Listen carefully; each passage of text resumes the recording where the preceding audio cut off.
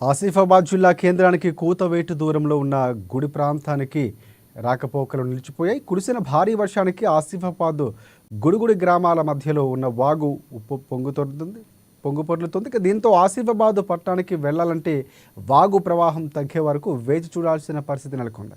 వైద్యం, ఇతర వాణిజ్య అవసరాలకు ఆసిఫాబాద్ జిల్లా కేంద్రానికి వెళ్లేందుకు వాగును దాటి వెళ్ళాలి. వర్షాకాలంలో భారీ వర్షాలు కురిస్తే వాగు పొంగి రాకపోకలు నిలిచిపోయి అత్యవసర పరిస్థితుల్లో తీవ్ర ఇబ్బందులు ఎదుర్కొంటున్నామని స్థానికులు ఆవేదన వ్యక్తం చేశారు. ఇక ప్రజాప్రతినిధులకు ఎన్నిసార్లు విన్నవించినా పట్టించుకోవడం లేదన్నారు.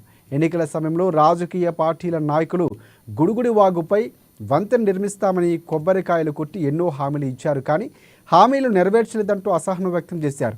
ఇప్పటికైనా సంబంధిత అధికారులు స్పందించి గుడిగుడి గ్రామానికి వంతెన నిర్మించాలని గ్రామస్తులు కోరుతున్నారు.